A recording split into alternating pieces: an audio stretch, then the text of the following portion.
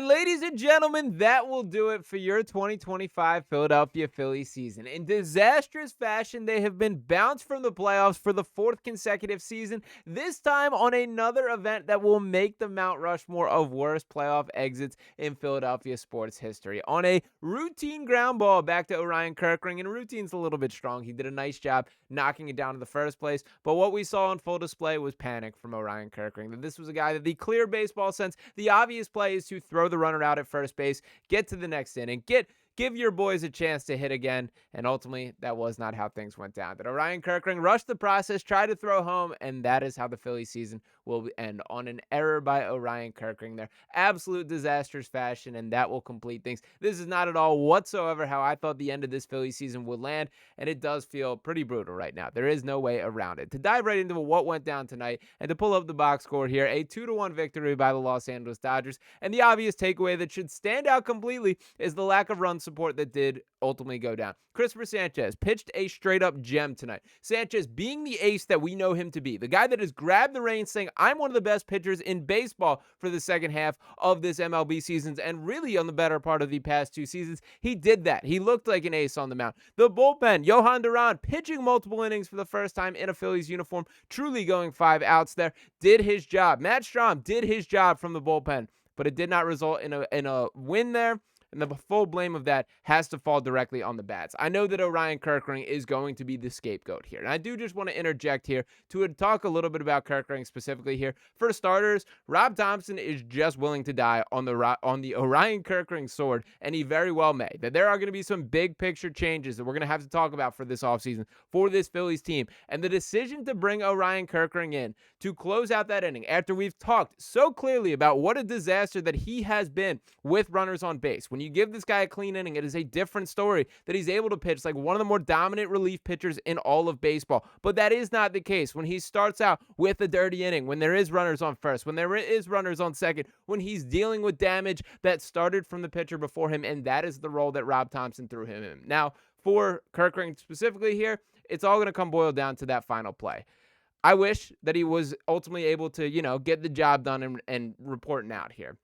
I can't lie and act like my honest assessment right here isn't sympathy for the guy. That this is the worst moment of his entire life. That I watched the way that head dropped immediately after the play. And, dude, you should feel some sort of ownership of that. That obviously you're the guy that did it, that you panicked. This was a bright lights moment, a split-second decision that ultimately he made the wrong call on, and the Phillies paid the price for. But I do not want this to be that Orion Kereking is the full culprit here. The bottom line for why the Phillies lost this game is the bats did not pick up this man and pick up this team. Now, I also want to give a little credit to the first thing that I saw as Orion Kereking left this game. Once again, a walk-off victory by the Los Angeles Dodgers here. It was Rob Thomson grabbing him in close and basically what looked like to me as sort of a hype-up speech. I think that is what he needs at this stage of the game. We can move past this season eventually, but this is going to be a guy that is a key part of the Phillies moving forward. And I also did want to note that in the dugout here, we're seeing pictures of guys like Alec Boehm coming over to Orion Kereking, trying to lift him up a little bit there. I think that's admirable from a teammate standpoint, and it was nice to see there. That still does not change the fact that this Phillies team did lose that game. Now, when I talk about the blame falling on the bats as a whole, it is pretty clearly laid out in front of us that Trey Turner, 0 for 5 with 2 strikeouts. Kyle Schwarber, 1 for 5 with 2 strikeouts. Bryce Harper, 0 for 4 with no strikeouts there. He did walk once. Alec Boehm getting 2 walks and 1 hit on his 3 plate appearances. Brandon Marsh looking absolutely hopeless at the plate, 0 for 4 with 2 strikeouts there. We did get a Bader moment where he subbed in. He had an opportunity to, be the hero here. And I will say that at bat by Harrison Bader, I think he forced 11 pitches there. It felt like that was going to be the one. Didn't end up happening there, and they did have to shift around, throw Weston Wilson in left field, move Max Kepler over to center, but the bottom line is the Phillies could not produce runs whatsoever. Even looking beyond that, the bottom half of the lineup, JT Realmuto, 1 for 4 at the dish. Max Kepler, 0 for 3. He did have a run and did have a walk as well. Nick Castellanos that he delivered, putting on the only run that they did put on the floor, 1 on the board there.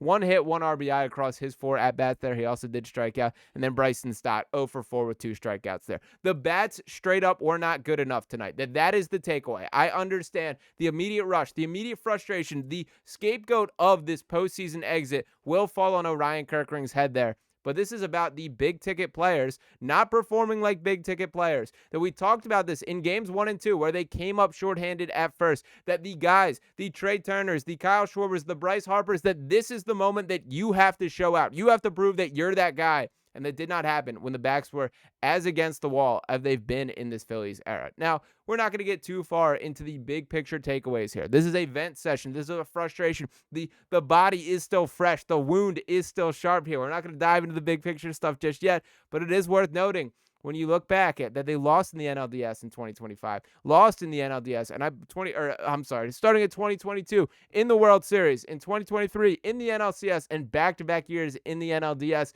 That is a problem from an organizational standpoint. That is a regression from an organizational standpoint. That is not taking the steps in the right direction that you seek out. And there's going to have to be some changes for that to be the case. There are going to be some big picture questions. And I mentioned that Rob Thomson was willing to die on the Orion Kereking sword. That very well may be exactly how things plan out. That decision to go to Kerkering as the guy to get you out with the dirty inning in place, with the bases loaded, well, 2 runners on until he walked the first batter there. That may be the last decision that Rob Thomson makes as Phillies manager. We'll see when we get there. There's still a lot to go down, but this just sucks, man. And I do think the one angle, if you want to cope, if you want to talk yourself in a positive mindset here, that the takeaway could be that the Dodgers very well could win the World Series again this year. That team is going to be the clear-cut World Series favorite once the dust does settle from this series. This was not a chance like they blew it against the Diamondbacks. This was a team that you throw your best fastball and they throw theirs, and I'm not sure who comes out on top. But obviously, the Dodgers are the team reigning supreme in that series there. It just absolutely sucks that that's the way that things went down. The pitching, 100% delivered in this series. From Christopher Sanchez to Jesus Luzardo to Ranger Suarez, even Aaron Nola doing his job for this team. But the bats did not pick him up. For this Phillies team to function as designed, man, that just cannot happen. That the big dog hitters have to serve in that role, that they have to deliver at the plate, and that's where things ultimately went down. Even when you got through Tyler Glasnow, who was dealing tonight, even when you got through Roki Sasaki, who was unbelievable out of the bullpen, Emmett Sheehan, or whatever his name is, absolutely delivering on the mound for the Dodgers there. But then you get to Vesky. You're talking about the pitchers that are hittable there, and they were never able to strike any sort of damage here. From start to finish, it was pretty much lifeless at-bats for this Phillies team, and that has to be the takeaway. So I'm frustrated. I'm mad. I understand a bunch of the critique is going to be directed right at Orion Kereking, and for good reason. That the bottom line is he should have made the play to first place. That he made a mistake. He panicked in that very moment there.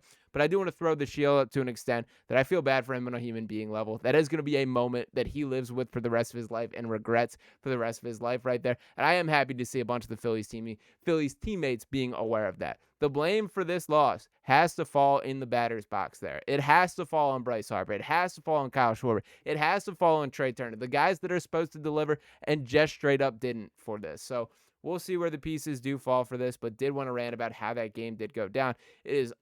That is up there. That when we're going to talk about the Mount Rushmore of worst playoff exits here, we can talk about the Kawhi shot. We can talk about all the moments that have gone down in Philly sports history. I do think this is going to be one that sticks with us a little bit. So I'm going to regain my composure here. We'll figure out some big picture takeaways. I do think a lot is going to go down this offseason. We obviously know the pending free agency of Kyle Schwarber, Ranger Suarez on that list after, him delivering in the postseason, as is the norm for him. We can talk about all the big picture things. Rob Thomson, there's going to have to be a very legitimate conversation about. So we're going to get into all of that at offseason. I do want to make sure you guys are tapped in with us to make sure that is the case. The best way by doing so is by smashing that subscribe button below. 82.6% of you guys watching these videos right here on Phillies Digest have not subscribed to the channel just yet. Let's change that. But I understand this is a bad moment. This is a healing moment for us, but we can all do it together. And we're going to have a lot of content cranking out this offseason about what is next for this Phillies team. I do think that now is the time that maybe a chapter in Phillies history has ended to an extent. That you cannot just repackage and run back this team in the very same way. It cannot just be Jesus Luzardo and Max Kepler are your additions. I don't want to say bargain bin, but, mid-tier free agents. This is a team that's going to have to look itself in the mirror and say, if we're going to actually get over that World Series hump, what has to change? And unfortunately, that may be some bigger name conversations than I honestly expected would be the case at this stage of the game. We lived through the Alec Bohm trade talks last summer. We're going to have to talk through all the Kyle Schwarber free agency conversations here. This is not at all how this was supposed to go down. At the end of the day, this is the end of the 2025 Phillies. It is going to be very interesting to see what version of them shows up next season. But we're going to be all over things from start to finish right here on Phillies Digest once again. So make sure you guys are smashing that subscribe button, dropping a like on the video below, and let those comments rip. This is a safe space in the comment section below. You can air out your frustrations. Is it at Rob Thomson? Is it at Orion Kereking? Is it at the bats themselves? I personally throw the biggest portion of the blame pie directly at the hitters at the plate right there for not delivering tonight. But let me know where your guys' brains are at below. Appreciate you guys for tuning in and hopping in after what was a maddening Phillies exit there. Make sure you're dropping those thoughts, hitting that subscribe button, and I'll be back talking with you next time right here on Phillies Digest. Peace.